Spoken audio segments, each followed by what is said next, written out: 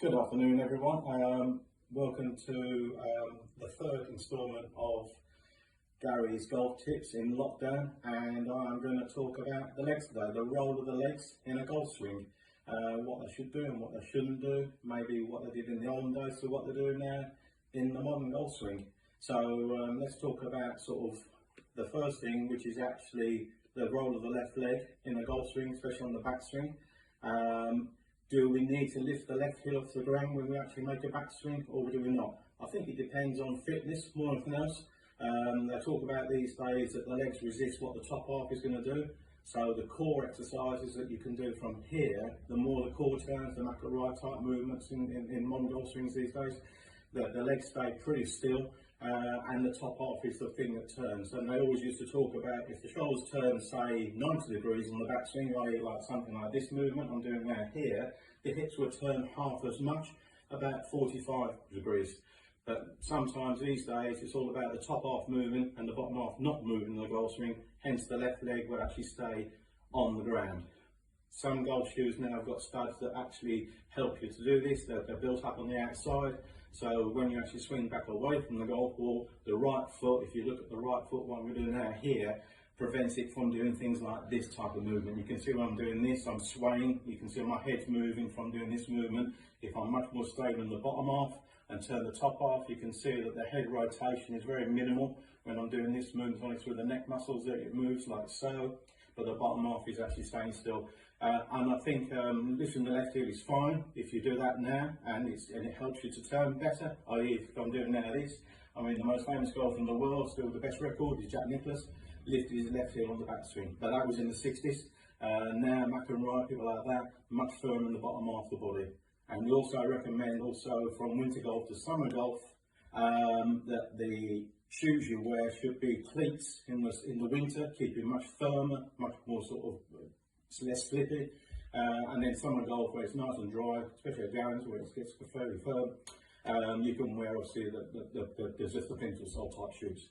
So couple of tips we're going to give you to actually now sort of work on actually what the leg can do. This is a very old-fashioned one. It goes back to Ledbetter days, Nick Taylor days, and I'm going to do it now with a cushion. I think he did it with a football or some type of ball. So I've got a cushion here, and you can see I'm going to put it between my knees like so, and I'm going to squeeze it together like so. So I'm a bit knock-kneed. So when I swing back away from the golf ball, the idea now is that when I turn the top off, and I'll turn it as much as I can, you can see within your limits, the cushion stays in. If I move my legs first and lift my left off the ground very, very quickly, like that, it falls out. So what I'm trying to do is not let it do that away from the golf ball. Going back to the left heel staying on the ground, that would actually now lift if I've got this turn more and more. So if I'm turning more and more, eventually the left heel can lift off the ground to help you turn better. Another one, that's one, there's a couple to do. Second one is you get a coin, like so. This is a £2 coin. I'm going to put it on my left shoe, like so. Swing back, swing through, and it stays on. So if I've got too much foot movement, trying to hit the ball too hard, lose my balance, again, if you look at the bottom of my body now, doing this movement, like that, it's come off, like so. Now, I didn't glue that first one on, so that was actually quite sort of legit what I did there. And you can see the second one's actually come off. So what we're trying to do is keep that firm base. So if we've got that nice balance finish at the end of the swing, like so, got this nice straight left leg at the end of the swing, that's actually what we're looking for.